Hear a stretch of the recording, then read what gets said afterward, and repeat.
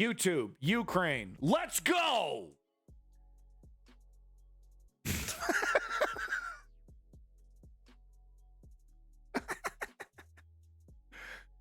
Okay. The Russians want to bring depression, especially right now, Christmas time, New Year. The mayor of Ukraine's capital expressing anger Thursday on the ground in Kyiv, one of the cities targeted in Moscow's latest and one of its largest aerial assaults. This local woman says there were several explosions in a row, and everything was shaking and crumbling. As missiles flew overhead, crowds of Kyiv residents rushed to underground shelters.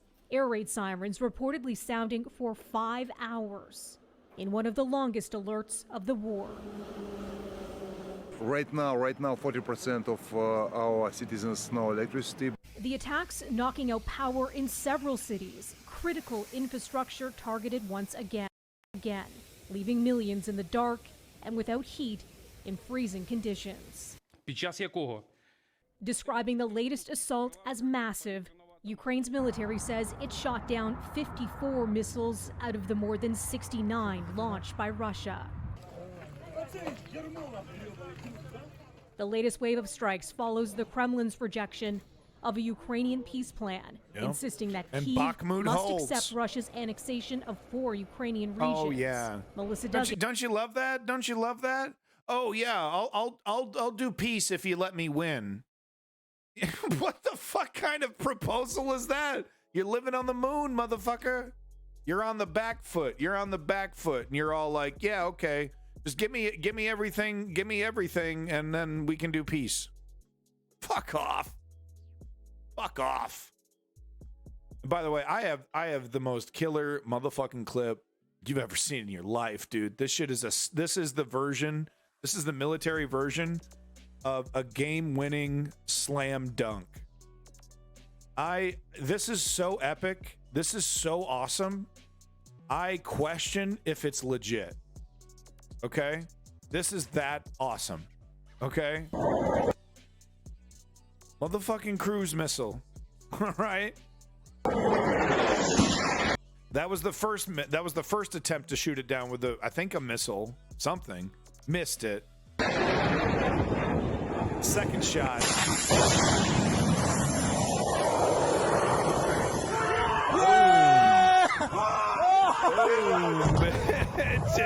Boom, and then you hear it finally, dude. That's my favorite part right there, is when you hear the fucking explosion. Love that.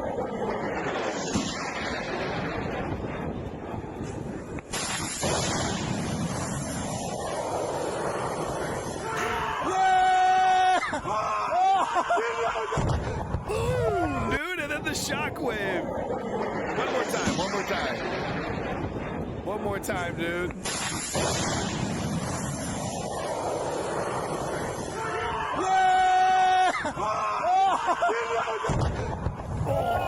Oh, you know it, like, it doesn't look like it's that far away, but think about how many seconds it takes for the explosion to hit. And then they actually hear it. Let's count.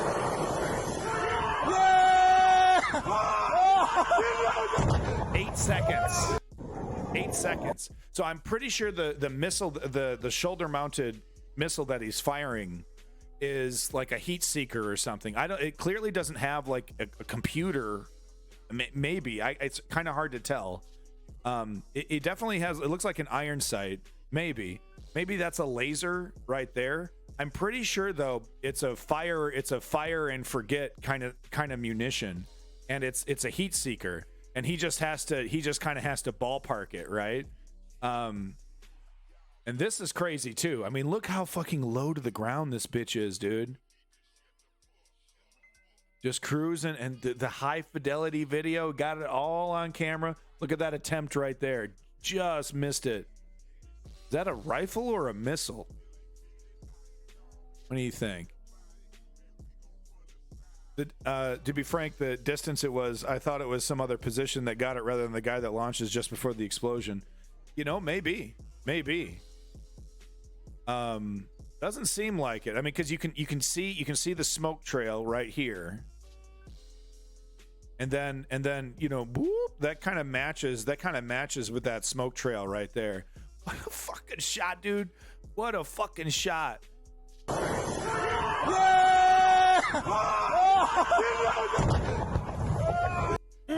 Dude. My God, dude. Yes. You know what I'm talking about? That's what I'm talking about, dude. Looks like a 3M54 caliber, not the KH-55. Look at tail. It clearly doesn't have the tail fin. Man, you military nerds, okay? You military nerds are frightening. You're all looking at this like, oh yeah, there's clearly a tail fin. That's not the KH-55. That's the 3M54. Yeah, no, it's totally the 3M54, bro. You're totally right. Yeah, that's what I thought. Counting their missiles is important though, because we're counting the last few they got. Yeah, they're running low according to our intelligence, which is probably leaked U.S. intelligence, right? But they're still firing. You know, it's like 50-50 almost, military versus civilian targets. Speaking of missiles, Ukraine war, Russia launches more than 120 missiles in latest attack. Let's take a look. This one's from Channel 4 News, home of the most Byzantine and complicated and dangerous news desk in history. Channel 4 News. Our desk might kill you.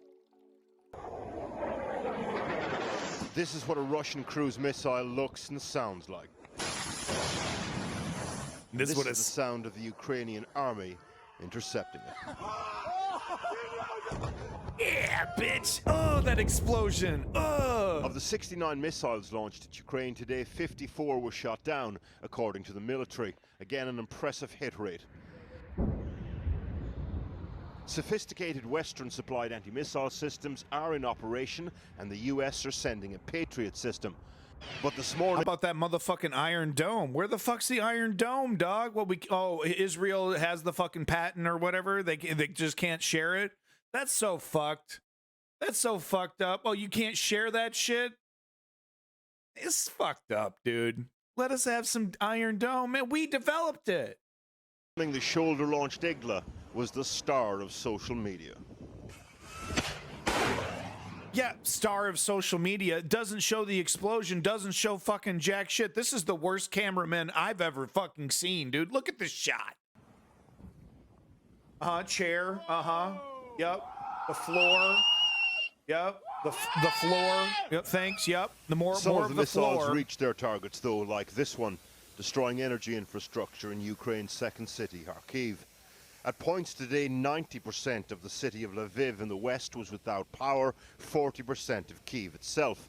But Ukrainians are getting used to this, and power is often restored quite quickly. Oh yeah, Putin. Oh, wow, Putin really spooking these motherfuckers. Look at this guy. He's only in the pits of hell, and this is his morale. Quite quickly. Look at this, dude. Look at this, man. You're not breaking these people. What the fuck are you doing, man? You gotta cash your chips in while you still have chips, Putin.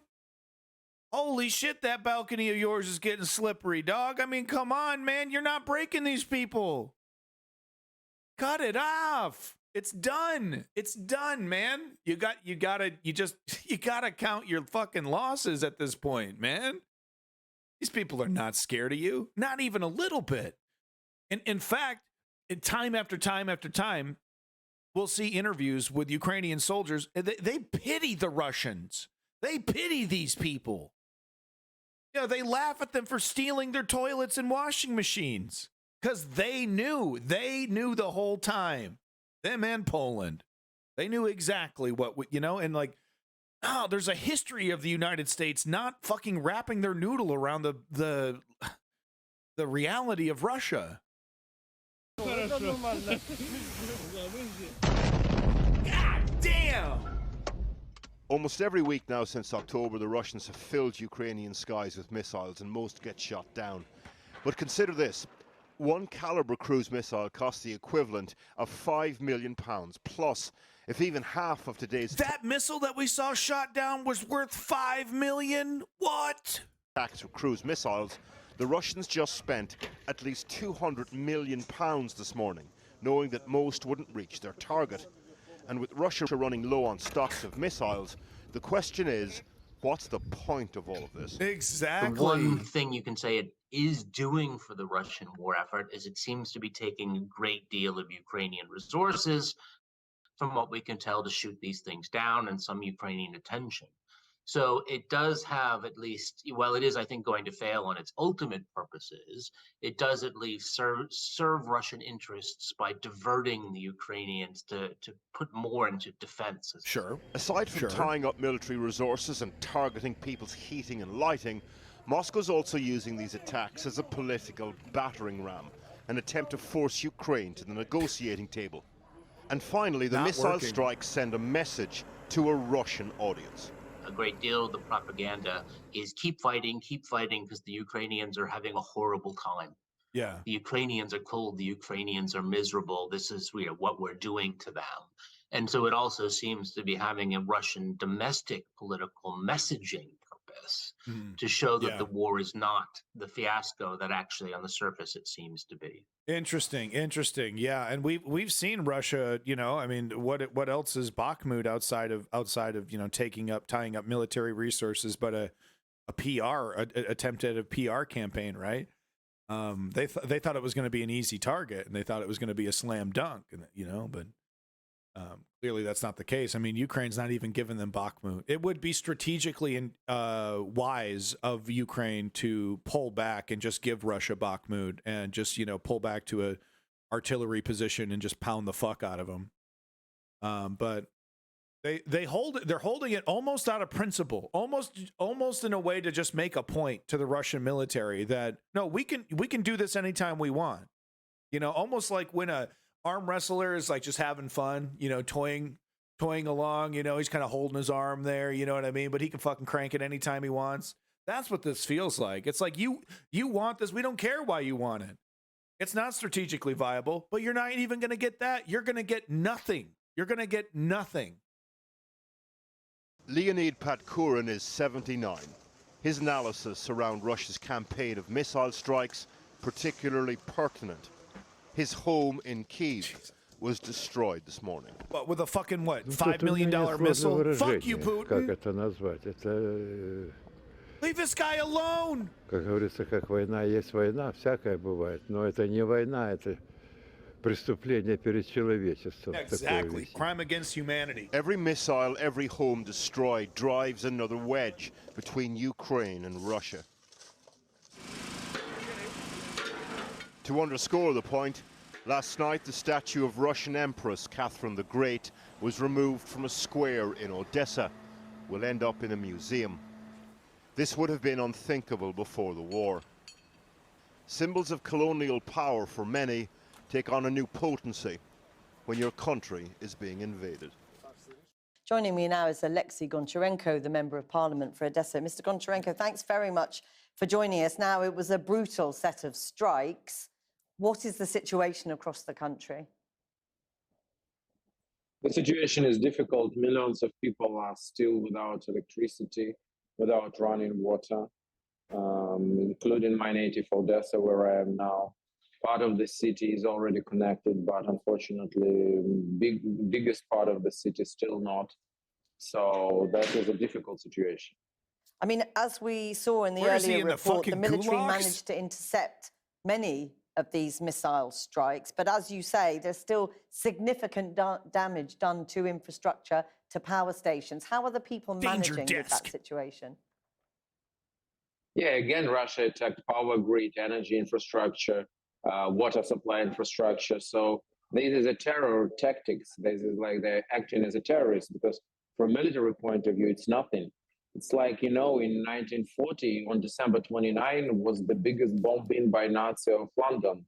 And now Putin is acting as a Hitler of 21st century, doing absolutely the same. People, certainly it's very difficult for people to live in such conditions. But unfortunately, we already got used to this. So it was not the first attack like this. It's a little and different. Unfortunately, It's not I Nazi think Germany. It's not the last one. No, but how are people It's not. practically getting through this? As you say, the Ukrainian people have become used to this situation. In some areas, power comes back on pretty quickly. But this brutal winter weather in some parts of the country, how are people practically managing? People are collecting water, people are using power banks, people are just doing a maximum they can to be prepared for this situation. That's going to be people happening try to me. in the evening not to go out. It's good that now in Odessa it's +7, so it's not +7. so cold. Yeah. So the terrain's still muddy. I really do think Ukraine is just waiting for the weather to agree, and there's going to be a big fucking push towards Mariupol. I think that's what the fuck is going on. I think they're just waiting on the mud. They're just waiting on the fucking, everything to dry up or freeze, right? If it wants to freeze up. But I think that's what's holding everything back. Everyone's hitting the pause. They're pushing where they can push, but I think that's where the next major move is going to be. Late March, April, you think, huh, Memento? I guess we'll see. it could be. So It's a fucking that's soup how right people now. are It's a confused. That's soup. what people are trying to do. People, if there is no heating in some parts, in some buildings, people are coming to their relatives or friends and stay at them for these days. So everybody is looking for their own way out of the situation. And how long do you think the people can survive these conditions? We will survive as long as it will be needed till our victory, because we don't have any other option. This is True. existential for us. That's true. If Russia will win the war, that will mean that we will have problems not with electricity. No, that doesn't mean that, Russia is going to just fucking lead everybody into the furnaces, okay? It just means that they will be forced to be Russian assimilated, right? And it'll be doubled down in Ukraine. It'll be like super hardcore, have to learn Russian, have to speak Russian, everything Russian. Those goofy ass signs they put up everywhere like fucking 1984. You got to use the ruble and you can't join NATO, all that shit. It's just, and of course they'll be treated like second-class citizens within that system that they're being forced into. So once again, it's not Nazi Germany, right? But it's pretty fucking bad. It's authoritarian. It's absolutely outrageous. These people are a legitimate democracy. Zelensky's corruption and connection to oligarchs aside, really, I mean, he had to play the game. I'm not making excuses for the guy, but I would be actually shocked in Ukrainian politics that there wasn't any kind of connections, right? I mean, Barack Obama and that crew, they have their big money oligarchs that they have on their side. It doesn't make an excuse for it. I'm just saying, right? Anyway. Let's finish this up. They will just kill Puritanism millions, like it was already done by them 100 years ago and before. So we know for what we are fighting. We understand clearly. So we will stand so long how it will be needed. And very, very briefly, if you would, people of your own city of Odessa have taken down a monument of the Russian Empress, Catherine the Great. Why, in the midst of everything that is happening, is something like this important? Yes, it is important because this is a symbol. Russia used such symbols to say this is a part of Russian Empire. This is not. Odessa is the capital of the south of Ukraine. And yes, that was an absolutely right decision to take out such symbols. There are places in museums, not in the central squares of our cities. Alexei Goncharenko, thanks very much for joining us, and a little appearance from your little one there too. He's got to go, dude. His kid and wife are like running around the house right now. He's like, yeah, thanks, bye, gotta go. The kid's putting his fucking finger in the fucking electrical socket as I look, and I've got to stay calm for TV. Let's see if we can get any other angles. Oh, here we go. A little MSNBC US style propaganda. Now look, like I said, I fully support the Ukrainian effort and support, militarily assisting Ukraine. I actually fully support the strategy that Joe Biden has employed in helping Ukraine, It's been wildly successful, which is a radical difference between when Bush did his military adventure interventionalism. You know what I mean? Pretty shocking how well this is working out. And of course, the main reason why it's working out is the strength of the Ukrainian people, the desire for them to be independent from Russia. Way different than the situation in Afghanistan, where the Afghanistan military melted in 14 hours.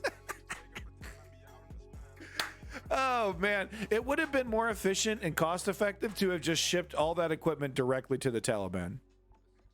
Just left those troops naked out there and just shipped it directly to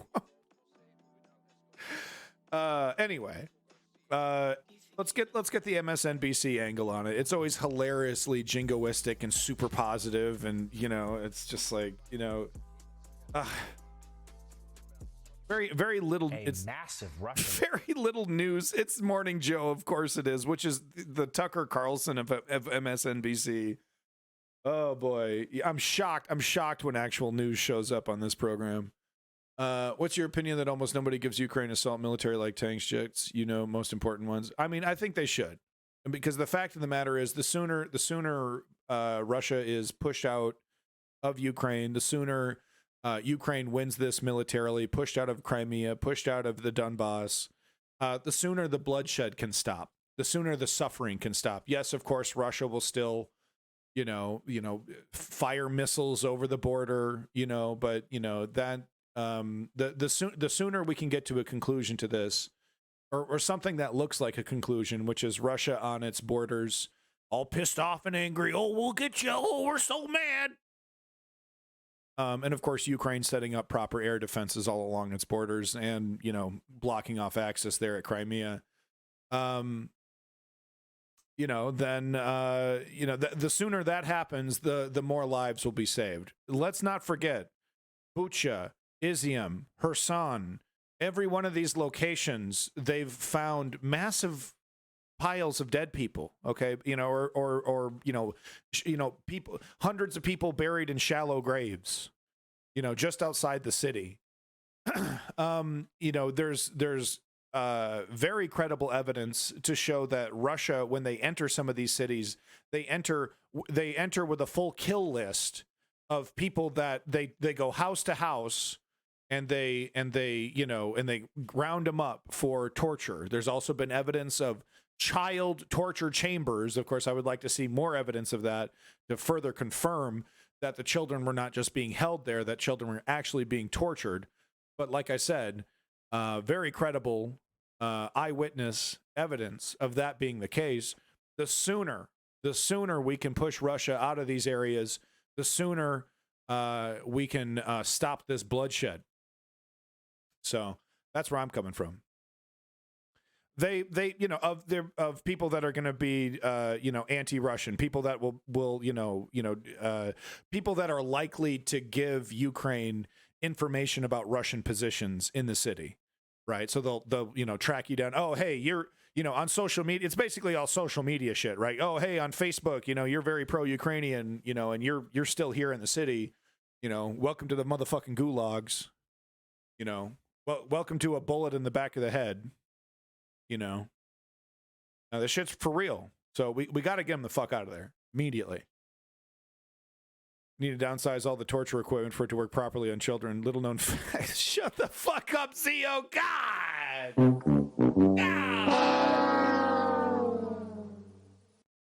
What do you do to relax? What, you just throw on 120 days of Sodom and drink some adrenochrome, or you know, and maybe throw on a little, you know, Hannibal. Throw on fucking Hannibal and, you know, have some Chianti with some, you know, child tier vodka cocktails. God damn, man. Missile attack, the largest wave in weeks, targeted power stations and other critical infrastructure. Ukrainian officials say preliminary reports indicate that Russia fired 69 missiles at energy facilities and that Ukrainian forces shot down 54 of them. The Associated Press reports that Russia also dispatched explosive drones overnight, to selected regions in the war-torn country. And as the conflict in Ukraine rages on, NBC News chief foreign correspondent Richard Engel takes a look back at the start of the invasion, the escalation, and where things stand as we near 1 year of fighting. And we should issue this warning. Some of the footage you're about to see is graphic.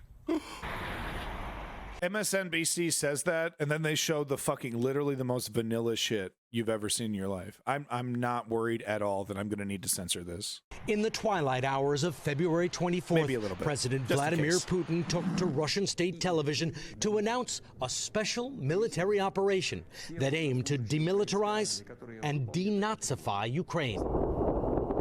Minutes later, explosions rocked Ukraine's capital, Backfire Kyiv. how? Missiles rained down. Estonian, can you be specific in how you think it would backfire? Do you think Ukraine would invade Russia, or Ukraine would use these weapons to what? You know, attack another neighbor? You know, maybe Moldova. I mean, there's definitely, you know, isn't it Moldova the one that's like right on the edge there? Moldova. Remember correctly. Yeah, right on the edge. There's that sliver of land. Something's going on, right? There's like, what the fuck is going on? Right here on the right here on the edge here. Denazify was a whole new word, wasn't it? Yeah, I guess it was.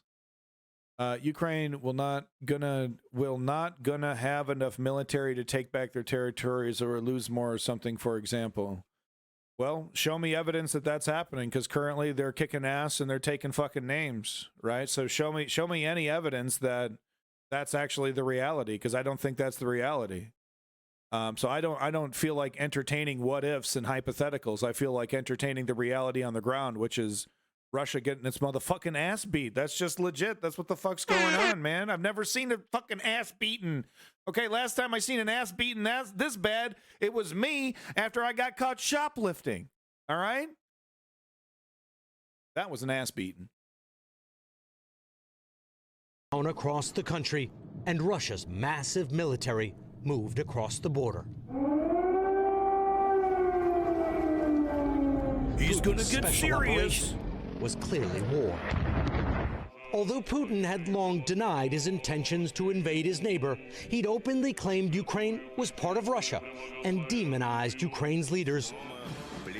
Putin had already illegally annexed Ukrainian territory, the Crimean Peninsula, in 2014, with little international backlash. This time, condemnation came quickly. Putin's choice to make a totally unjustifiable war on Ukraine will have left Russia weaker and the rest of the world stronger. Wide-ranging sanctions were rolled out, but they did little to deter. Russia's military, 10 times the size of Ukraine's, moved swiftly to surround Kyiv. But almost immediately, cracks in the... You know, at first the Z's look threatening. Now it's like, are they sleeping? Is it sleepy time? Right now, Bakhmut is really hell and filled with Russian bodies, if you saw. Oh, we report on it every single stream, Estonian. You found real news on Twitch. I know it's a miracle, but you actually found the real actual news network on Twitch. This is the News Underground, baby. Woo! Poor dude got to went to read the auto cue. He kind of does, man. You know, at the same time, though, he's got this Clint Eastwood thing that the West Wing crowd really loves, you know? Mighty Russian army began to appear. Their advances stalled. The Ukrainians organized and fought back. Civilians banded together. Many took up arms to defend their country. Mm-hmm. We showed this, too. It seemed Vladimir Putin hadn't accounted for this. The will of the Ukrainian people. Yeah, no one did. Led by an unlikely hero, President Volodymyr Zelensky. It's true. The nation. It's presented in a very propagandistic way, but it's fucking true, man. This whole thing is on his shoulders, and it will continue without him now, right? But it wouldn't be where it is without this dude. Let's be straight. Zelensky sticking around and being like the face of this, you know, and then like just schmoozing everybody. Man, are you kidding me? I don't know, man. It does make an argument for like Like, is this 100% curated by the U.S. intelligence agencies? Right? It does kind of make it. It's so perfect. It works so well. It does make it tempting to go down that road of like, oh yeah, this looks like it's completely orchestrated by the CIA, right? It isn't though, is it? It isn't. And rallied behind the comedian turned politician, now wartime leader. Facing resistance and Not failing yet. to capture Kyiv, Not yet, Russia Lenny. focused its attacks on eastern Ukraine.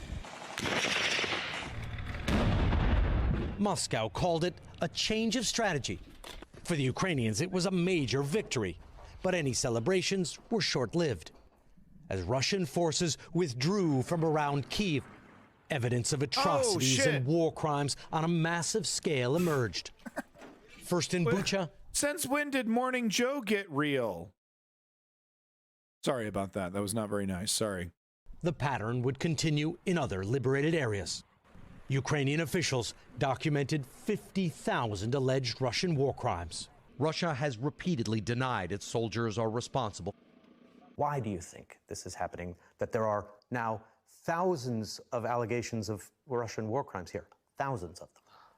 Something was, something was broken. Sorry, Equaldari. With mentality, with them.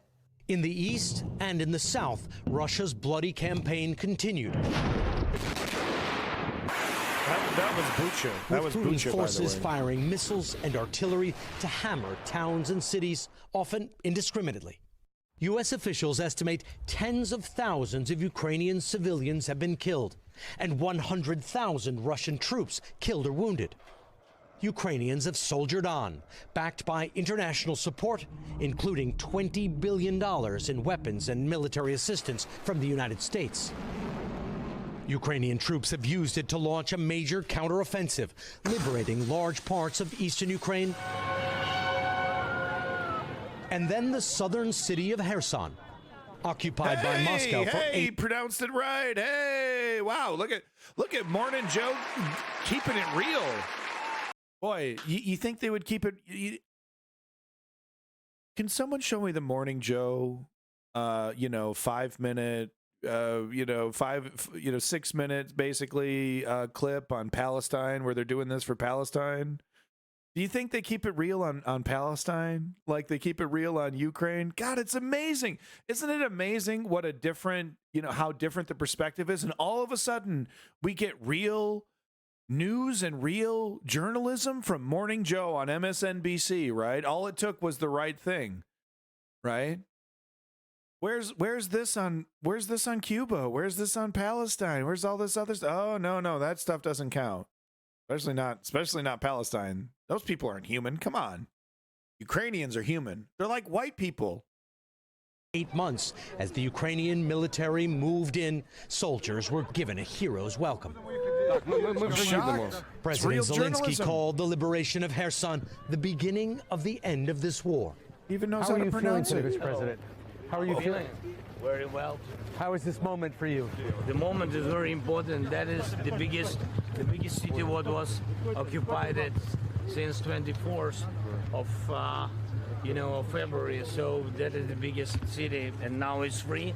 So Ukraine came. So I'm happy. As the conflict nears 1 year, there's still no end in sight. Ukrainians fear the world is losing interest in the war as Putin employs a brutal new tactic, mass targeting Ukraine's infrastructure, just as temperatures plummet. He couldn't take Ukraine as completely or quickly as he'd hoped. Now it seems he's trying to starve and freeze the country into submission. Richard Engel, NBC News. Ooh, can't show you that one. Wow, real news from Morning Joe. Who knew? Who knew? Wow, they'll show the brutality of Bucha, no problem. But they somehow they just completely ignore Palestine. Let's type in. I'm curious. Let's type in Morning Joe Palestine. Let's see if they got any. Let's just look at the latest clip here. Israeli ambassador, Palestinians need to come to us. That was 6 years ago. Let's say about a year ago. Palestinian ambassador weighs in on crisis 1 year ago, MSNBC. Oh, let's see. I'm actually, you know, I know this is Ukraine news, but I would love to eat my words. Is Morning Joe doing actual, did they let a little pro-Palestinian narrative squeak through on Morning Joe? Let's hear it. I'm curious. If Hamas thought that they could just fire on our rockets and then sit back and enjoy immunity, that's false. We are targeting a terrorist organization that is targeting our civilians and hiding behind their civilians. Israeli Prime Minister Benjamin Netanyahu speaking yesterday with CBS News. In a moment, we'll speak with a senior advisor to Netanyahu. But first, we are joined by the head of the Palestinian mission to the UK, Ambassador Hussein Zomlot, who is the former head of the PLO mission to the United States. Thank you very much for being on with us this morning. Mr. Ambassador, thank you so much for being with us during these, obviously, these trying and terrible times. Let me ask you, first of all, there's talk in Washington is starting of a possible ceasefire. Would you support a ceasefire in this back and forth war? Peace? What? Of course. What the fuck is it? What? Peace fire? What? And this he's saying ceasefire. Cease. I think he's trying to say ceasefire, but maybe he's having a seizure. Maybe someone's speaking in his ear. There's talk in Washington is starting of a possible ceasefire. Would you support a ceasefire in this back and forth war? Of course, I would support that. It's our people, the Palestinian people, who are, as we speak now, live on TV, are subjected to an industrial-scale mass murder of civilians, defenseless children, women. Entire residential buildings are being destroyed, and not only in Gaza. Same attacks are happening in the West Bank, in Jerusalem. Before all that, inside the Green Line, inside Israel itself, our people, Palestinians, are being targeted by lynching mobs. So yes, we must end this situation immediately, and we must end it now. And we look forward to see much more action by the international community. And I must say, so far, there has been inaction, there has been contradiction in the position. I'm dying to hear some of Joe's questions, because he has, dude, he probably has people from the Israeli lobby in the studio, dude. I mean, this has got to be, he's got to have, like, I think the producer was all up in his ears. I think he's, oh man, this has got to be crazy. I got to hear these questions. Including the U.S. and the Biden administration. Mr. Prime Minister Benjamin Netanyahu in the previous clip was talking about missiles being fired into Israel. There I certainly know. Immediately, it's got to be the first question. It's got. I mean, look, he's actually looking. He's looking somewhere off. Does he have a lazy eye? But he looks like he's nervous, and he looks like he's looking off stage. American history that if one missile were fired into this country from a foreign country, we would probably declare war at that moment. How should the Israelis respond to the 3,000 missiles fired from Hamas? And how do we get to a point where the airstrikes stop against the Palestinian territories and the missiles stop going into Israel? Well, if anybody who should be really squarely blamed for what is happening, it's Netanyahu himself, number one. He has been spreading these sickening lies that we use our children as human shields, not that he has the most sophisticated guided missiles targeted at our civilians. Lies like they are targeting military equipments in residential buildings. No, they blew up a hospital last time, if I remember correctly. Associated Press, the U.S., that was their lies like this is a war between Israel and Hamas. When in fact, no, it's an aggression by Israel on the Palestinian people everywhere. And it started in Jerusalem by these ethnic cleansing attempts of people of their homes long before Hamas got involved. It started in the provocations. He called it ethnic cleansing. At the height of the holy month of Ramadan, at the highest of the evening of Laylat al-Qadr, which is the most sacred in the Muslim calendar, all these provocations is what led. But Netanyahu is also responsible for the last 20-odd years of spreading hatred, inciting to violence, of promoting the project of Greater Israel, whereby he wants to simply displace the entire Palestinian population and replace them with Jewish colonies and settlers. And Zio Duke is pointing out that Hamas's rockets are incredibly weak, and they get shot down, grand majority of them get shot down, which is why I think Hamas should just stop it with the rockets. Like, it's not it's not working. You know what I mean? It's not instilling fear. I don't know. I think it's mainly done as like a PR thing, right? To give the Palestinian people, the feeling like they're fighting back, right? Here you go, fuck you, right? Which I understand, and I'm sure that's really, that really feels good, to retaliate in any kind of way. But at the same time, I feel like it's a losing strategy. You're totally justified in punching back. I just don't think it's working. I just don't think it's a viable strategy. Much like, protesters, who advocate using, violence against the state or against private property to get their message out. It's like, it feels good. You know what I mean? Feels good to burn down a McDonald's and loot an Apple store and all that shit. But it's just so effectively used against the movement propagandically. It's hard to advocate for. Illegal settlers, the phenomena is unprecedented in the West Bank, and therefore these sickening lies must be really now called off. I come back to the role of us being they burned down the Chili's, dude. This role is not being seen so far. There's a lot of contradictions. We had Biden saying he wants to see equal measures of freedom, of security, of dignity and prosperity. There is no such a thing as we speak. There is one state that is Israel. There is one government that is Netanyahu. They are harboring terrorism against our people. They are engaged in ethnic cleansing our communities. They are going ahead with their plan to establish a greater Israel project. And the incitement that is happening live on TV, on social media by Israeli politicians are all crimes against humanity and war crimes. And therefore, this time is a time for leadership Lenny, by the U.S. And if they really mean this statement that equal measures, that we are all equal, that all men and women have been created equal, if they mean it, the first thing they need is to stop the Israeli atrocities and aggressions immediately, is to provide protection, international protection to the Palestinian people, to our homes and properties, to our sacred... All right.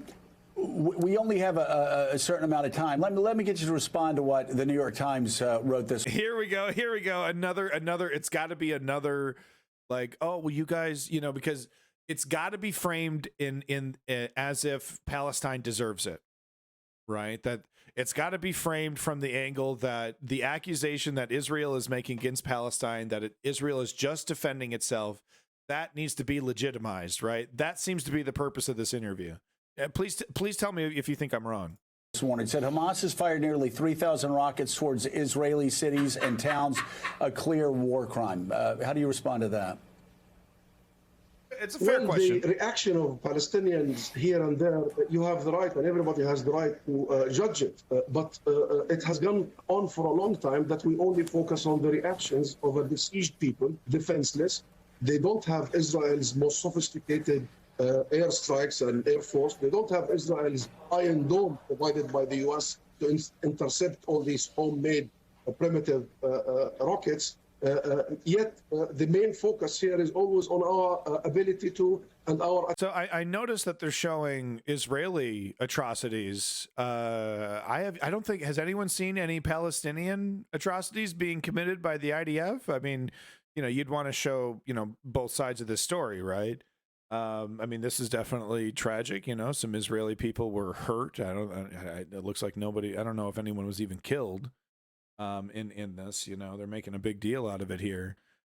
Boy, it's talking about a big deal, huh? Boy, what is he? The fucking is he the desk? Is he the guy at the desk normally? But do you think they're going to show any Palestinian B-roll? I'm curious. Attempt to defend ourselves. In the end, Joe, this isn't about Palestine occupying Israel. We don't occupy anybody. It's Israel that is occupying Palestinian land. This is the U.S. position. It's Israel that colonized Palestinian land. This is the U.S. position, and settlements are illegal. It's Israel that is besieging the 2 million people that they are bombarding as we speak in Gaza. And I want to remind you and your audience that these 2 million people, the majority of them, 80% of them, including myself, my parents, were made refugees already in 1948 in the Nakba of the Palestinians, the catastrophe. So they revisit the Nakba. The Nakba is in. Oh, yeah. Displacement. Joe is going to have to cut him off. Joe, you got to cut him off. Denial of our rights is still ongoing for 100 years. Listen and when the Palestinian people rise up to stand for their rights, to call for their rights, the right of equality, the right of self-determination, the right to move, the right to work, the right to own their homes, the right to have an airport when they do. So the whole discussion becomes about our struggle to end injustice. Joe, I want to say one sentence. It is not our struggle to end injustice that must end and stop. It is injustice that must end and stop immediately. That's right. Ambassador, we've seen these harrowing images out of both Israel but also Gaza.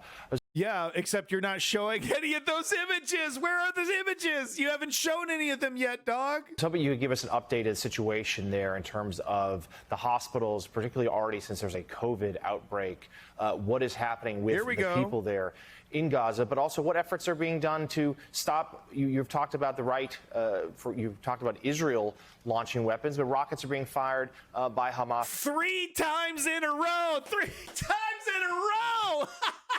I mean, I know you're talking. I mean, it's really bad in Gaza. It's so bad in Gaza, guys. It's so. Oh my God, it's so tough over there. But what you gonna do about all those rockets? You're shooting rockets. My God, all the rockets you guys are shooting. That isn't killing anybody proportionally. It's completely different. As well, what is being done to prevent that side of it, sir? Well, the real missing side of this equation is the international community, is the United States. 3 in a row. I mean, the U.S. was very quick, the Biden administration was very quick to condemn Palestinian reactions, but the U.S. never condemned Israeli actions on a daily basis over decades. The U.S. was quick to call for the cessation of Palestinian reactions, to condemn so-called Palestinian violence, but never visited the real root cause of all this. And the U.S. also gave Israel the right to self-defense. Israel is the occupier. Go back to international law and what international law gives to people under occupation. It is not us who drafted these laws and conventions. It is you in the US, in Europe, and elsewhere after the horror of the Second World War. And yet the US, so far, the Biden administration has really not given its own and honored its own responsibility to actually be the leader of the free world and impose the will of the international community, impose the rules-based international order. These rules are very clear, my friend. Our people have rights. And the sigh. Did you hear the sigh? Oh, the pen, the paper, the sigh. Joe hates this. He can't stand hearing this. Oh, he's having a hard time with it. Rights. And therefore, the main issue... One more time. Listen for the sigh. You'll hear it. Listen for the sigh. Not given its own and honored its own responsibility to actually be the leader of the free world and impose the will of the international community, impose the rules-based international order. These rules are very clear, my friend. Our people have rights. We do have rights. And therefore, the main issue here is that how do we end Israel's culture of impunity? How do we bring... but what about the rockets? What about the rockets? What about the rockets? Oh, yeah, Palestinian genocide. Yeah. Apartheid say, okay, what about the rockets? Rockets? What about the rockets? Rocket.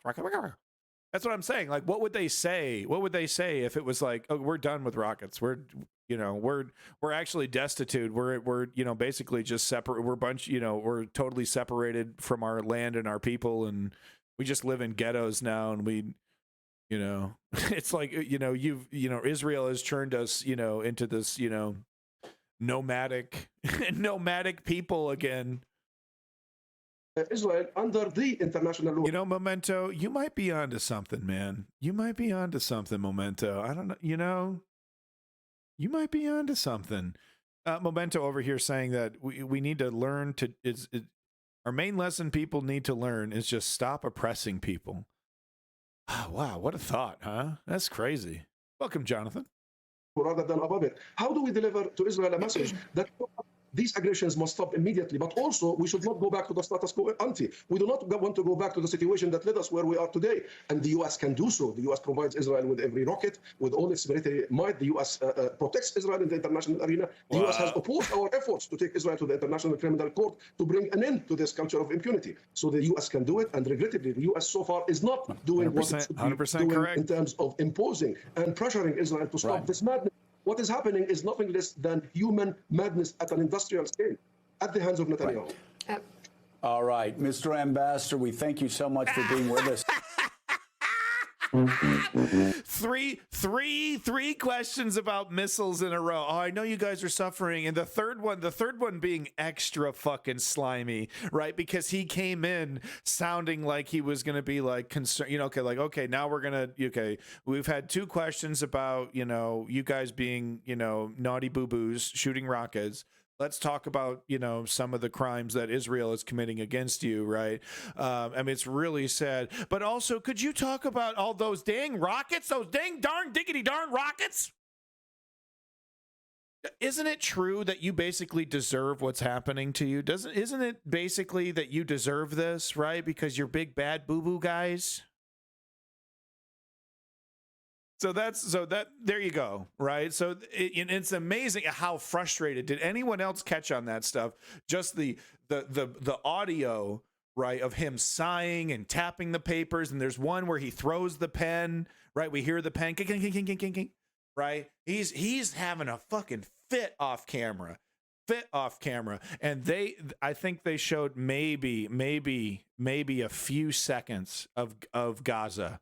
This might, yeah, so this is Gaza City, Gaza Strip. They might have shown, let's see, let's count 1, 2, 3, about 2015. Okay, right there, maybe 30 seconds. Maybe 30 seconds out of this 10-minute interview did they show actual images from Gaza. Wait, is this from Gaza as well? No, these are Israel. This is clips from Israel. So let's see how much. Okay, so it's about the same actually for Israel. Oh no, we get a little bit more over here with Israel. I guess that one doesn't count. And then more Israel over here. This is the Iron Dome shooting down those dang darn diggity rockets. And Morning Joe, and they never cut back to Morning Joe either, if you notice that. They got Morning Joe right here looking like a fucking whiskey uncle, dude. Looking like he's looking fucking pissed. And you can hear him, and they never go. Oh, wait, they do. I guess they do go back to him. Okay, they do cut to him. My point is made. Well, I'm so smart. I'm so clever. I'm so smart. Is everyone proud of me, how smart I am? All right. I'm such a fucking prick. All right, well, I'm not done with Ukraine, actually. Real quick, I did want to do like a Dennis or a Canadian dude. So this is a weird YouTube video, but I don't give a shit. This is how we do things. I do things like a schizophrenic, I guess. Just trying to see if we got any kind of Dennis or, like I said, the Canadian dude video.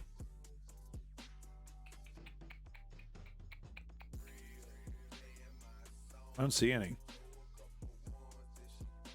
See, let's check my home here. It's amazing, you know. It really is amazing how they covered that, you know. Morning Joe. I'm actually shocked that they had him on there, that he was able, you know, they gave him 10 minutes. They didn't interrupt him, you know. They let him finish, you know. So I'll give him that. But I think this was like a poison pill. This was the poison pill that fucking Morning Joe, that Joe baby there had to swallow.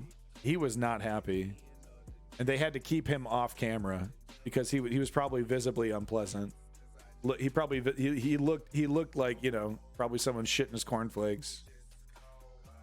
Well, that's a bummer. So no Dennis or anything, huh? Well, that's what I get for just hitting stream and not actually planning anything out. Kyiv, other Ukrainian Russians. Okay, yeah, all right. We'll just end it on. Well, we got to do some combat footage as well, though. So let's do one more news clip here from Global, the Global News, and then we'll look at some combat footage, and we'll probably call it a day.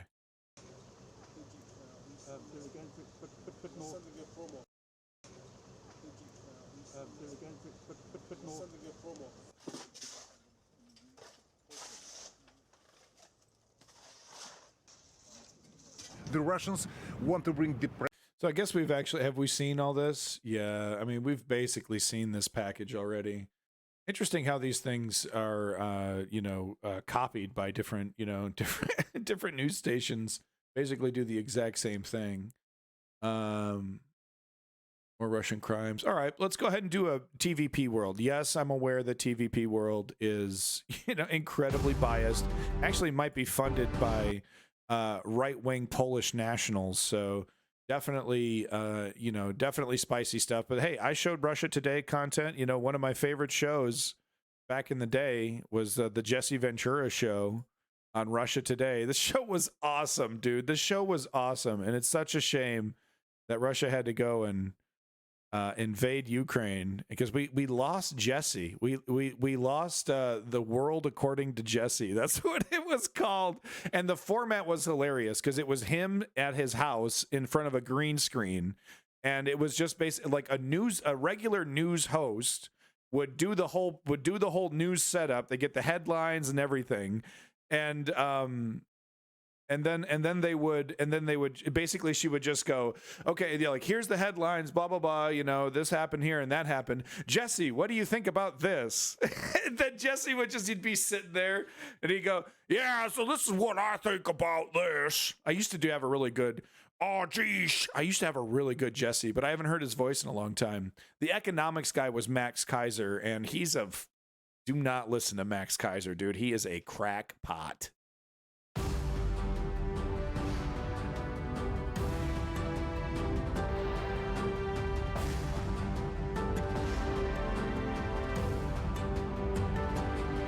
The world according to Jesse.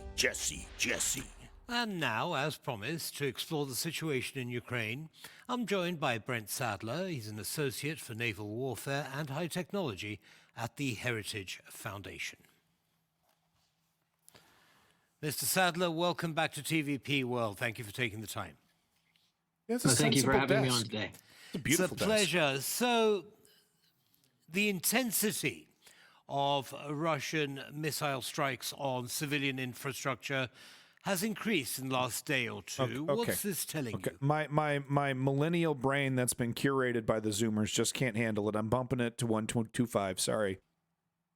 It seems to be part of a psychological effort to try to wear down the will of the Ukrainian people. Just with the old guy. This guy's speaking at a normal.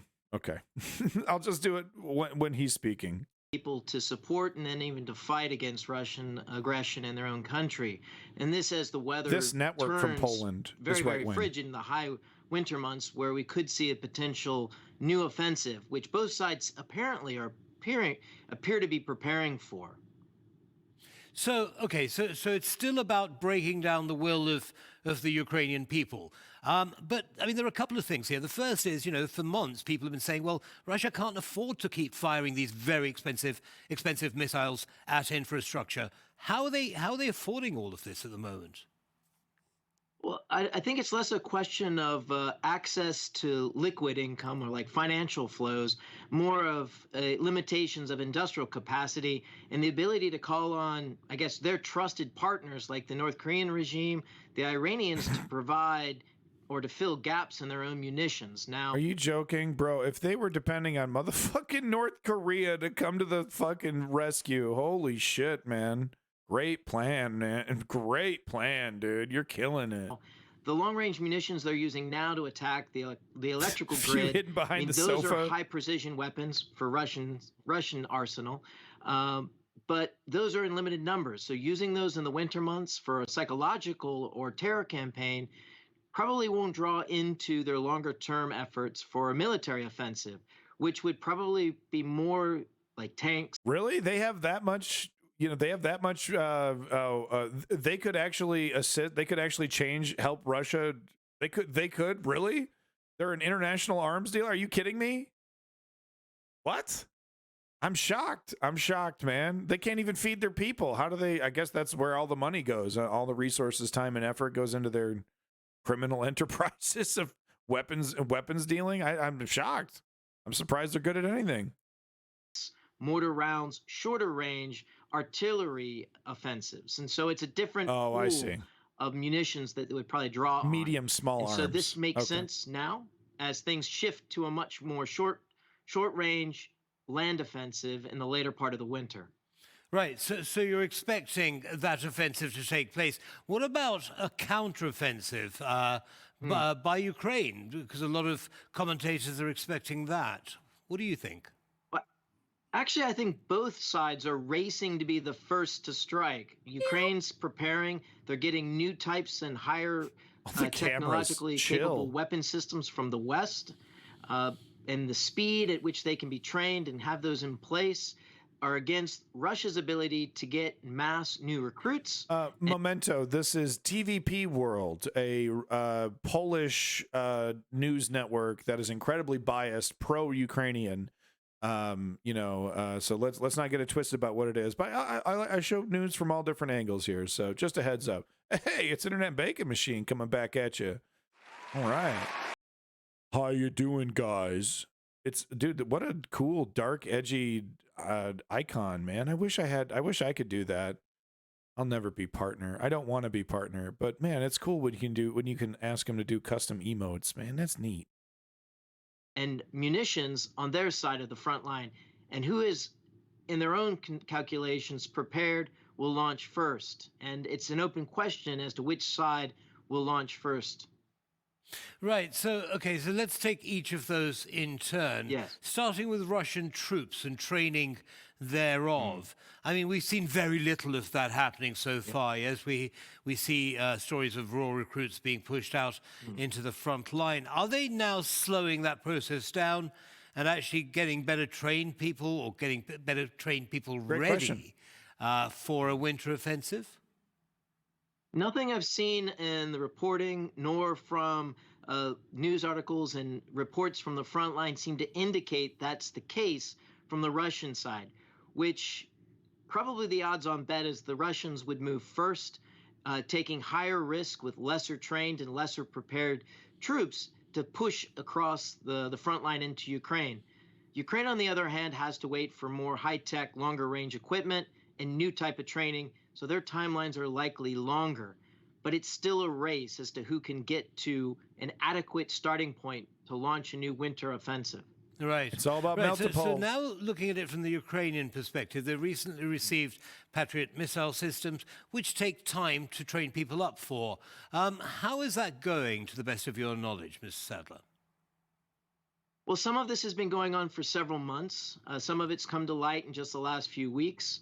The most notable and the most visible is the provision of a Patriot battery system, a longer range air and missile defense system. Uncertain as to where and how it would be employed.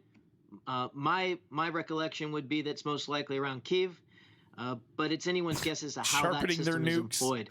So I would say things are moving on time, on track, with the provision of high-tech weapons to Ukraine.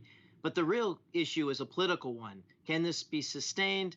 And a key question that seems to have been crossed in the United States just before President Zelensky's visit here in D.C. on the 21st, and that is a shifting from providing munitions from our arsenals and stockpiles to provisioning and putting out orders for production of more weapons. And that seems to be what's happening now, and that's a political decision. Almost half of the last drawdown of $1.85 billion in munitions bought or provided to Ukraine is in this new type of authority, and that is production of new munitions. And so that's a significant change in the nature of U.S. support, indicating a political willingness on the part of Washington to support Ukraine for many more months to come. Right. So that's an evolution politically in America. What about in Europe and the European? Was this necessary? I just the pageantry. Like, of course, I fully support Russia. Russia. I fully support Ukraine. Oh God, do we have to do this fucking fake ass? What is this fucking howdy doody? Welcome back. Why are we doing this? Countries, do you see any cracks in support for Ukraine within Europe? Oh, good question. Well, I think Paris and Berlin both cause concern in this regard. The emphasis on engaging in negotiations while an active war that is largely unsettled. It's in an attrition phase for sure, but it is not decided yet. So entering negotiations would be premature on numerous accounts. In Germany, it's uncertain if there's going to be sustained commitment to increase defense spending and the provisions of weapons that they've said. Is this the U.S. government or grandma's house? I don't know. I'm just sick of it. After seeing Trump sit there, you know what I mean? I'm like, just fucking trash all of it, dude. Everything. The norms are done. You fucking shit all over him. He had fucking McDonald's buffet, dude, in the goddamn, Golden Hall or whatever the fuck. I mean, come on, let's just get down to business. The government in Berlin said that they will make available to Ukraine. So both of those are where I have highest concern. But other countries such as Poland, Greece, for example, and others seem to be continuing to provide weapons and equipment, and also Finland for that matter, to provide equipment to Ukraine. So it's a mosaic. It's not a uniform question or issue in Europe. It seems, I guess, unbalanced or uncertain. Some places continue, other places there's a lot of uncertainty. Right. Well, I mean, that's certainly been the case almost from the beginning of, of this invasion. However, you know, what the Ukrainians have said also since the beginning is that, we'd like them more steady. Yo, what the fuck is going on with this guy's ear? Does he have like something? No. Wow, what the fuck is going on with Oh Boy's ear, dude? That's a weird ear. He's got weird ear. We'd like them more consistently, and we'd like them earlier. It's like I mean, do you see any improvement in that? I know it's a political decision, largely. Yes. Oh, yeah. But has that changed either in Europe or in America? Well, it's been remarkable. At the first month of the war, going back almost a year ago, it was chaotic. It was unclear if allies would be able to come together and provide weapons at all. In a timely enough fashion to Ukraine, let alone what type of munitions to provide. That seems to have sorted itself out within the first month or two of this war. And pretty remarkably, the processes, the people, and the equipment have flowed fairly rapidly to the front. I don't see that changing. It's really a question of restocking arsenal and getting more munitions produced, which is what I mentioned earlier, the new authority that the U.S. is exercising. I mean, I bet the military-industrial complex is stoked to get rid of some of this fucking, some of these antiques in the fucking warehouse gathering dust. You know what I mean? They're stoked. This is a great opportunity to refresh the whole arsenal. Are you kidding me? They love this. They fucking love this. I bet you they're pressuring Joe Biden to try a bunch of like weird tech and stuff, Why not? And Joe Biden's actually being rather smart about it. He's not really letting them have, all the fun that they want to have. No U.S. troops on the ground. I guess there's mercenaries though, but there's international mercenaries from everywhere. But no designated NATO or U.S. troops on the ground. And I guess they are skirting the line too with some of the training. They are doing training of Ukrainian troops in Poland. So there is technically U.S. boots on the ground, but you know what I'm talking about. I think he's playing these cards right. He really is playing this in a very smart way, Joe Biden. Which is, it's not like I want to give the neoliberals credit. They're going to lose to Ron DeSantis electorally, but I think he's got the right idea here. To procure new munitions indicates that we're running out of stockpiles, and I think the same is true in Europe. Well, I'm sure that's heartening news for the Ukrainian military. Ms. Sadler, now I'm going to ask you to look in your crystal ball in the last few seconds that we have left. What do you see happening in Ukraine in the next year? How you doing? I would say with best clarity would be in the next couple months as the winter comes to a close. We'll probably see at least another massive offensive, ground offensive on both sides. Further out into the spring, as grain exports start to become an issue once again, we may see a renewed naval front as the spring turns into summer. But I certainly don't see this war ending anytime soon.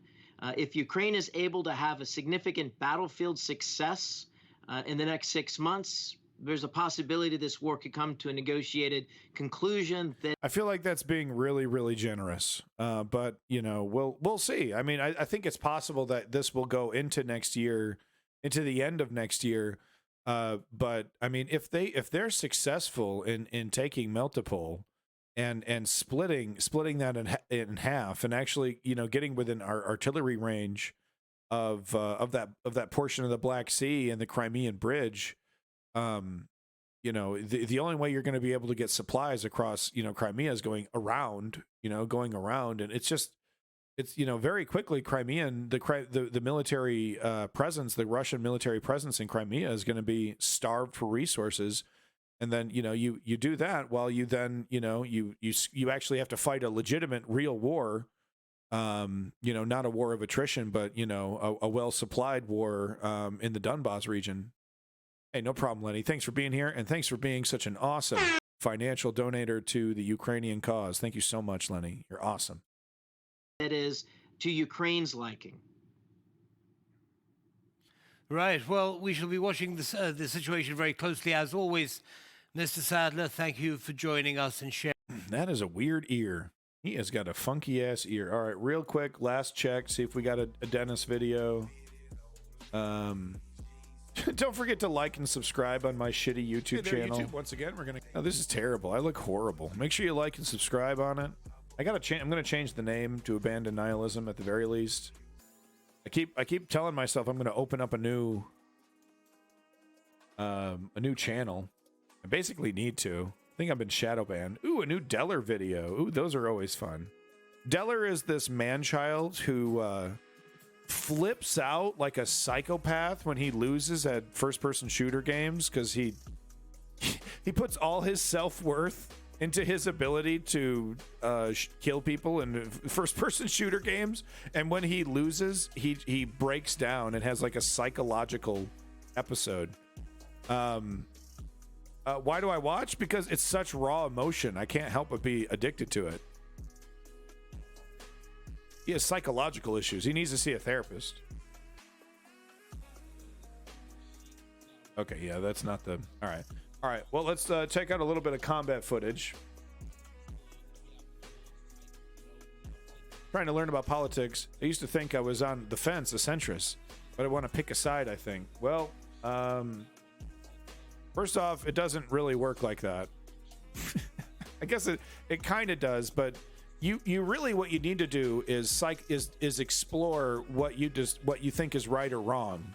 And then once you feel satisfied that you have a firm understanding of what you believe is right or wrong, then you'll ascertain what side you're on. All right, so we showed that. Not safe for work, not safe for work. No, multiple KIA. It's not marked not safe for work, but I'm almost certain there is. No. Yeah, we saw that one. 1968. Here we go. 2 Russian tanks were destroyed. Here we go. Why pick a side? Yeah, exactly.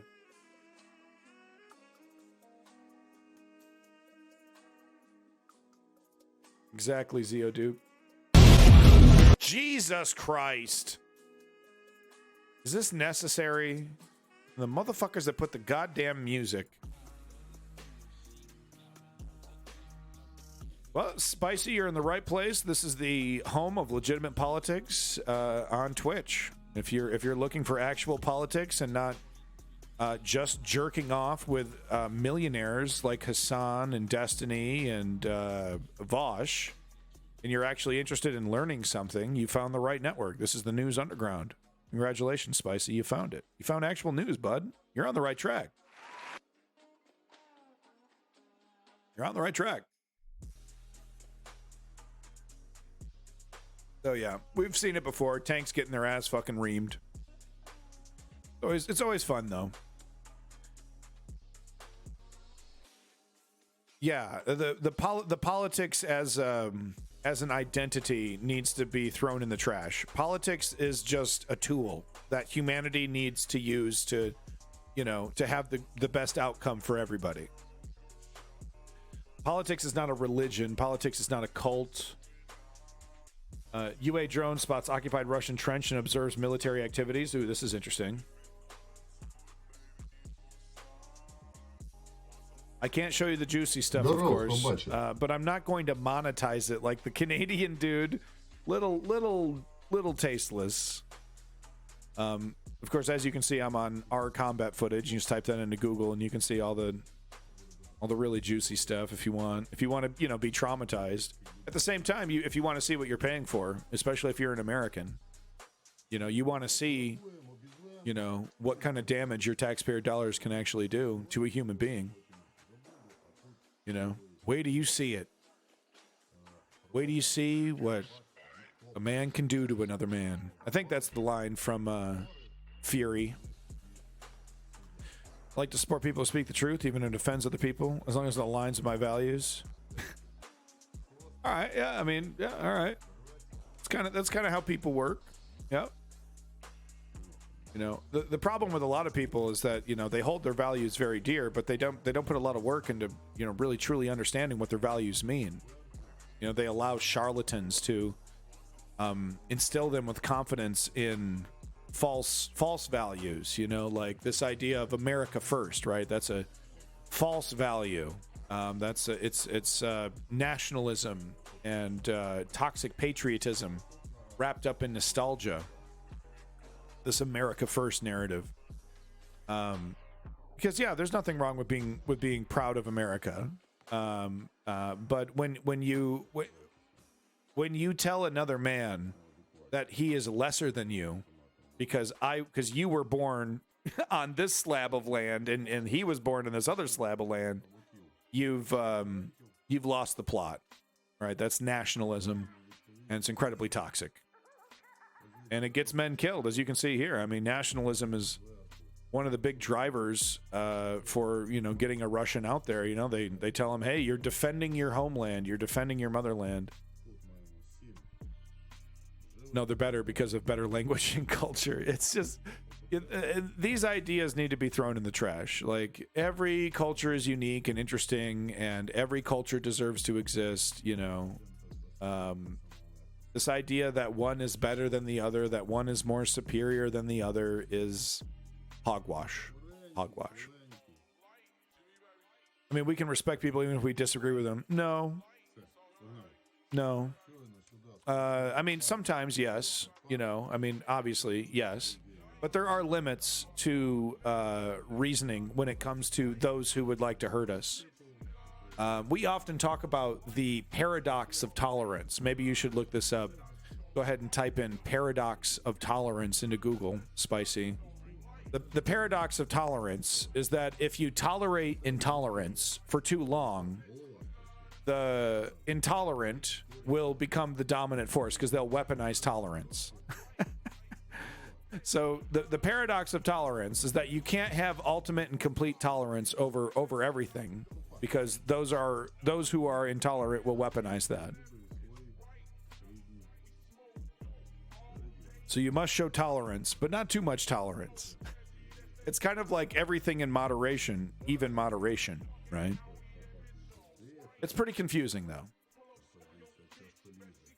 You know, because we often debate the concept of, you know, of free speech for fascism. Like, do fascists, do authoritarians deserve free speech? Do they deserve that platform? And I don't think they do, but I do think that there needs to be some space, some safe space to talk about these subjects, like, you know, in an academic sense. Also, don't forget to be intolerant of tolerance. Well, no.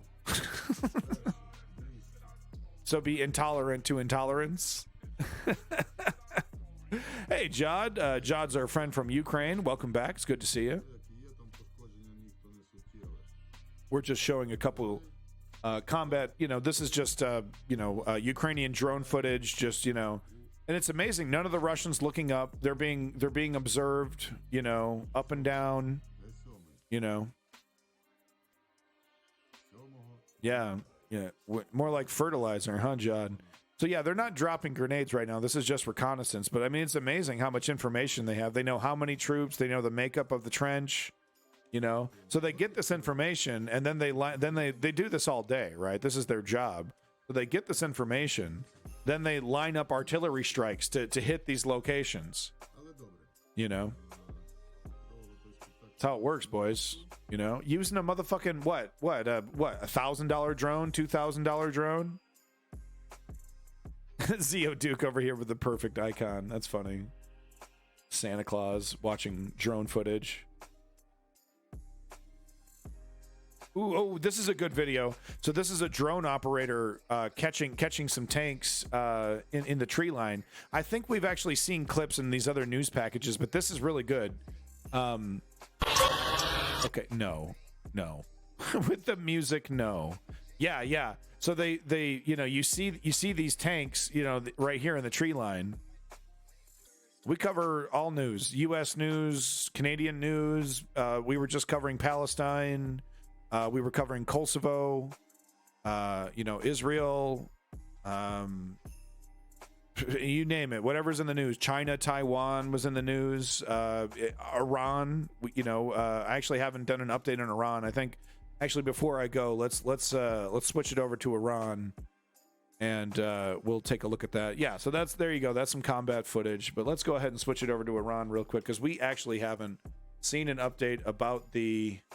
Oh, and we got a Dennis video. Son of a bitch, Dennis. God damn it. I'm trying to transit. Well, okay, we got to show the Dennis video. Come on, 12 minutes ago, 8 minutes ago, we got a new Dennis video. We got to watch it. Then we're going to do some Iranian news. Hello my friends and welcome, my name is Dennis and this is the latest update on Ukraine. Let's start from the situation in Crimea, because their Ukrainian army went on a counterattack. However, we slowed down a little because of the weather conditions. So what about the weather? My friends, it's quite warm and the soil there is very soft, but still, during the recent week, we were able to move towards Crimea by 2.5 kilometers. It's a great achievement. At least we have the reports about it from our military command, and also the next success of the Ukrainian army is that we forced Russian military command to move away from Crimea, because we use our artillery there very hard. And now let's continue with today's Russian rocket attack on Ukraine. Finally, they did it. The good news is that Ukrainian air defense was able to shut down more than 80% of those rockets together with drones. So it was joint attacks. They fired the cruise missiles from the Black Sea, also from the Belarusian territory, and they also fired the Shahid drones, or launched, it's better to say, those drones. And some of the cruise missiles were even shut down with the help of the Manpad systems. And our soldiers were just staying on the roofs of the buildings. Yeah, wow, and then our guys see the target, the cruise missile or Shahid drone they may fire, the Manpad. At this picture you may see probably it's Igla. So that's a Manpad, okay. Soviet-made Manpad. And in general, Russia failed today's attack on Ukraine. Why do I think like this? Because just few of the power stations and communication lines were targeted by the Russian rockets and drones. Most of the rockets still were shut down. It is something new for us, and our air defense is getting better. And even most of the rockets were fired towards Kiev. None of the rockets targeted the civilian infrastructure, but they targeted some of the buildings, residential buildings in the private sectors. And we have some of the, not casualties, I think, but some of the people got injuries. But if we speak about electricity and water, it wasn't targeted in Kyiv city. So Russia haven't reached their goal, launching the most part of the rockets to Kyiv, and it means that we have great defense systems to protect our skies, and it will get better and better. And at some point Russia would lose so many rockets that for them it will not be profitable to launch those attacks on Ukraine. And one of the rockets, which is S-300, used for air defense, hit the Belarusian territory somewhere in the field. So it's the initial booster module, and probably that's the rocket itself. As you can see, there is no any kind of explosion. Russia and Belarus, they also have the S-300 systems in their armies, so it's now hard to say what side used those rockets, and that's the place where the rocket was found, I would say not far away from the Ukrainian border. And the Ukrainian side already said that they may open investigation on that case or join the investigation about the possible involvement in that case. But just to remind you, Russia converted their S-300 systems as ground-to-ground rockets and continue to fire them to Kharkiv area and Sumsky region constantly. And that's why somehow Russia lost one of their S-300 systems in Bryansk Oblast, which is Russia. So somehow, because of the explosion, they lost S-300. Those reports are coming from the Russian side. And this is Engels airfield. Russia started to use the air defense systems over there, attacking enemy drones. and it means that the airbase is under the threat of being attacked again. Actually, it was today, as you can see, under attack again, and Russia mainly sent most of their airplanes far away from the Engels airbase. Like and for today's attack, they mostly used the Tupolev Tu-22M3 strategic bombers, and they fired the rockets from the Caspian Sea. And just to remind you, Russia lost one of those airplanes due to attack on Ryazan air base around 4 weeks ago. And one of the Russian cruise missiles, Ha-101, that hit the building on the western side of Ukraine got some interesting serial numbers. They showed that the cruise missile was produced in autumn of 2022. It means that Russia is in lack of those rockets, and they already have used most of their reserves. Oh, now they're able to produce around 20 cruise missiles per month, and for the massive attack they have to spend around 3 up to 4 months producing the brand new rockets. But the quality of those brand new rockets are not okay. For example, here you can see that rocket luckily didn't explode. For today's attack, Russia used 63 rockets, much less than they fire usually. So just 9 rockets hit their targets, and as you can see in this case, one of them for sure didn't explode. And it was a big gap between the Russian attack in the beginning of December and this attack today. And based on this total information that I see, I may predict, I may come up with idea that Russia will stop using the rocket attacks on Ukraine in spring or summertime. They may fire here and there, but as for the massive rocket attacks that they performed before, I think next year we'll not see Thank you, that. Jod. But still, I think that they will try. So Jod is saying not a fact that they're in luck. There are many reasons to use new rockets. Lack of rockets. For example, shorter supply chain than to deliver it from somewhere in Siberia. Yeah. I'm skeptical as well. All this talk about they're going to run out of missiles. I'm still kind of on the fence on that one. I'm not sure about that. With that said, like I said, it's very likely that this is being backed up by U.S. intelligence, and they've been. Oh yeah, you should be sorry, Jod. How dare you? So and they've been shown to be very accurate with their intelligence. So I'm not sure. To launch some of the attacks during this winter in January and February, because it's the cold time and they may hit our civil society harder during the winter time. Really, real Trump 45. You're already throwing away the Sigma male Andrew Tate. The Muslim. You guys destroy each other so easily and gleefully. You're all a bunch of little bitches, stabbing each other in the back. Fucking right-wingers. And this is the post on the Russian official Telegram of Ministry of Defense. Calibers will never be ended. It means that they will still produce the cruise missiles to attack Ukraine. However, as I say to you, the quantity of those rockets are still not enough to target civilian infrastructure in such a big country as Ukraine, and Ukraine will get more and more air defense systems from our Western allies.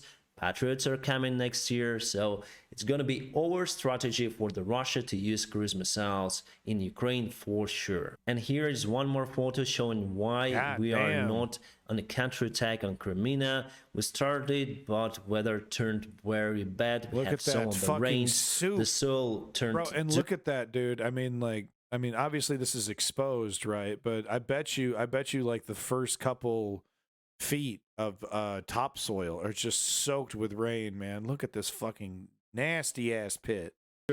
And basically it's impossible to attack with our usual tactics. And more information is coming from the Russian Engels airfield, mostly from the Russian resources. They admit that they haven't shut down the drone that was used to attack the airfield.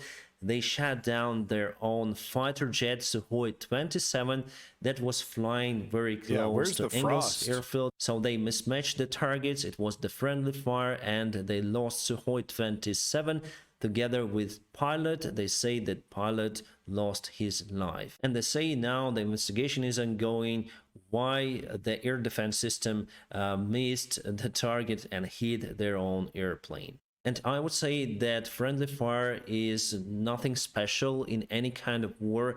In the beginning of the Russian invasion of Ukraine, Ukrainians also shot down their airplanes. I know about 2 cases for sure, and we also lost one of the pilots because of that. But it happened then Russian aviation was flying deep into Ukrainian territory.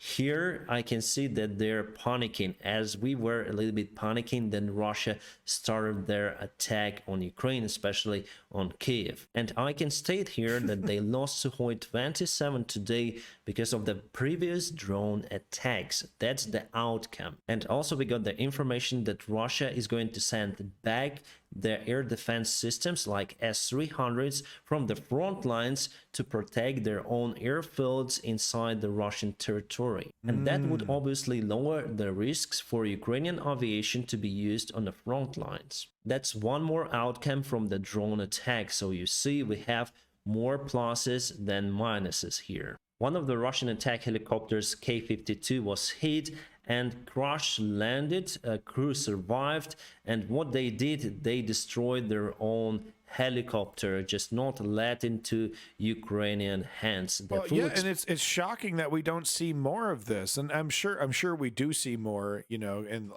but it's amazing how much intact equipment Russia leaves behind, because yeah, the move, if you don't have time to get it out of there, you got to blow it up, man. That's how it works. It's how you do things. It's unbelievable.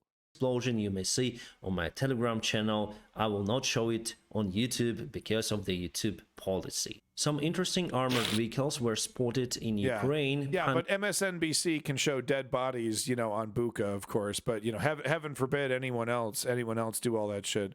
And what about these weird fucking goddamn mobile ads I've been getting on YouTube, dude? I mean, I don't even look up hentai. I swear to God, I don't look up hentai, dude. And I'm getting all this like hentai games and this, you know, like big tittied fucking, you know, what the fuck? I don't need any of this, like some simulated blowjob app. And I'm like, how do you get away with this on YouTube? Pantera T6. Those were designed and produced by the company of United Arab Emirates, and you may find those armored vehicles just in 2 countries, UAE and Turkey. Until now, it's hard to say what country gave those armored vehicles or tracks, you may say, to Ukrainian army. United States are looking for the opportunity to deliver those armored vehicles. Those are Bradleys with the turret that could be used for the assault operations. Yes, those are great vehicles, but I would like to see Abrams tanks in Ukrainian army. Right, guys, now let's go to the military map and to Crimea. Actually, I don't see the big movement recent week for this area. Well, we might go 1 week ago, and you can see that we moved a little bit over here and we gained maybe 2.5 kilometers, but mostly those are woods and open territory without any kind of the villages or something like House of that. Detention. So That's yes, a fun still one. it is the success. No, I've streamed House of Detention before. That's the gotcha game, and I like that it has a streaming mode. That's very nice. It has like a full sex mode, but it also has a streaming mode, which is very nice. Of the Ukrainian army, but Cobalt it's very Care. hard to advance on Crimea. I told you, mostly because of the weather, but also we are in lack of the weaponry. Then Ukrainian army accumulates enough resources, obviously will continue our counterattack on that territory, and not only. And as for today, let me show you. Cool multiplayer farming simulator, but it looks like it's for like furries. Oh my God, that's a dick. That's a dragon dick. Oh my God, that's a dragon dick. Ah, okay, I see. The farm, you actually have sex with these animals to farm them. They have giant penises. My God. Wow, Cobalt Care. I thought this was just a friendly. Oh my God, that's a dick. Yeah, and you gotta check these out, man. Look at this shit, dude. I thought this was just a nice little, you know, farming thing, and oh my God. Wow. Okay. I was gonna add that to my wish list. I don't think I'm gonna add that to my wish list anymore. I think I need to see mommy. I need to go see my mommy right now. Gain some, I don't know, maybe some 100 meters over here in direction of Shipilivka.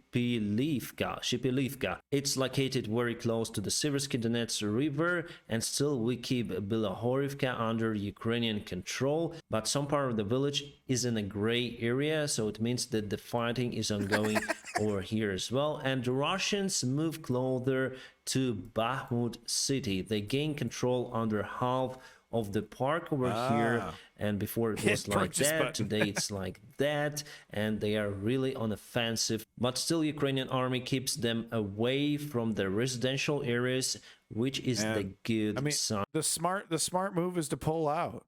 You know, the smart move is to pull out, let them take it. Like I said, you know, get to a position, a position where you can just pound them with artillery. You know, stretch them out. You know, and then, you know, let them overextend and pinch them off.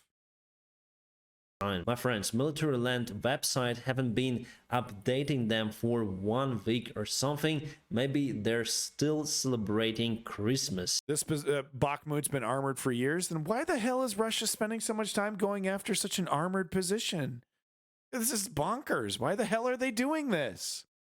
And soon it's gonna be a new year. Well, my friends, I'm still gonna keep you updated on situation in Ukraine. Wow, that's shocking. I did not know that Bakhmut, on top of being a stupid place to attack, was also fully prepared for an attack. That's great. Russia just all over this shit. All right, there you go, YouTube. That's your Ukraine update and your Palestine update. I guess I'll just label it Ukraine-Palestine update. Thank you for viewing. Click that link in the description.